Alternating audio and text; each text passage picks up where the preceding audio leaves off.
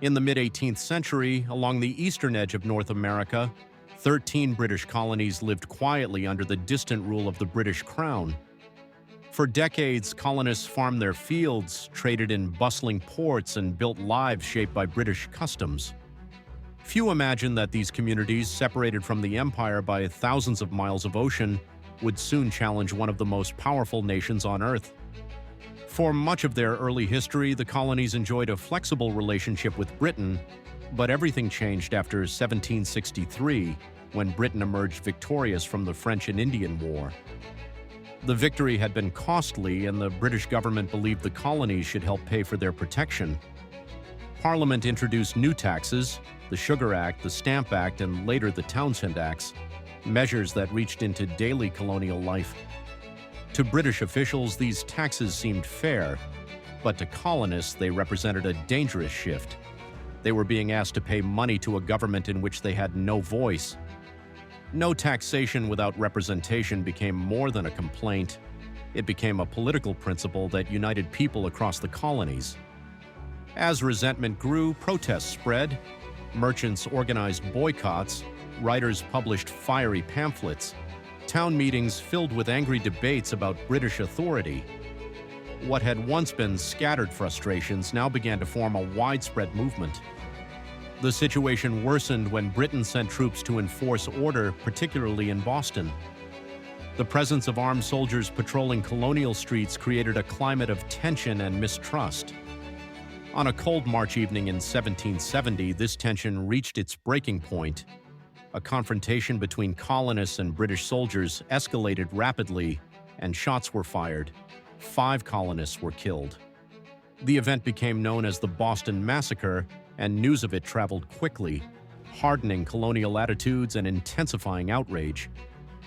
Despite temporary calm, conflict resurfaced in 1773. Parliament passed the Tea Act, granting the British East India Company a monopoly on tea in the colonies.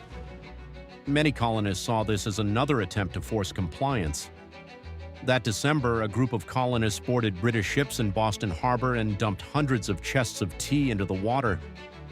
The Boston Tea Party was a bold and unmistakable act of rebellion. Britain responded with what the colonists called the Intolerable Acts. These laws punished Massachusetts by closing Boston Harbor and restricting local self-government. Instead of isolating the rebellious colony, these measures had the opposite effect. They united the 13 colonies more tightly than ever before. Delegates from across the continent gathered in Philadelphia, marking the first time the colonies coordinated on a national scale. By 1775, the situation could no longer be contained. British troops marched toward Lexington and Concord to seize colonial weapons. Local militia mobilized, and in the early morning hours of April 19th, a single shot rang out.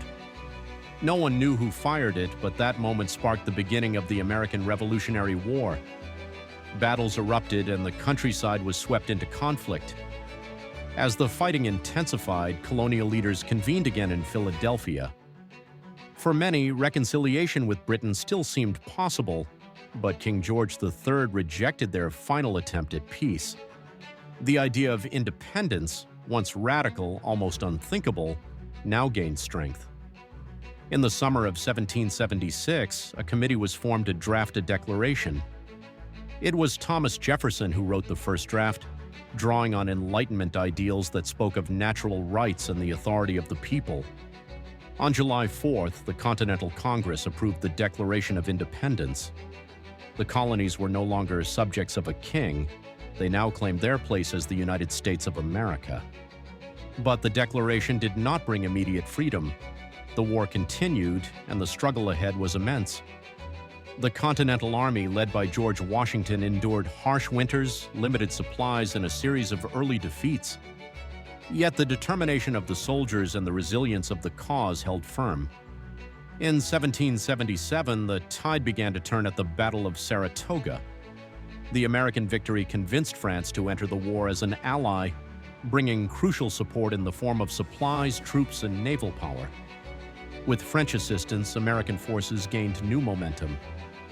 The final major engagement came in 1781 at Yorktown, where British General Charles Cornwallis found his army trapped by American and French forces. Surrounded on land and sea, he surrendered. Although small skirmishes continued, the war was effectively over.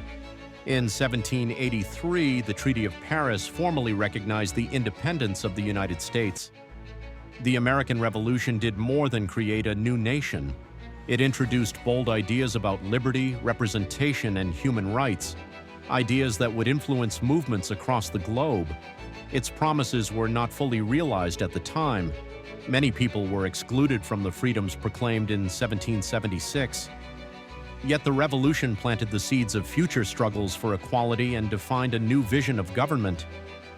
The story of the American Revolution is one of determination, conflict, and profound change, a reminder that the pursuit of liberty is powerful, messy, and ongoing.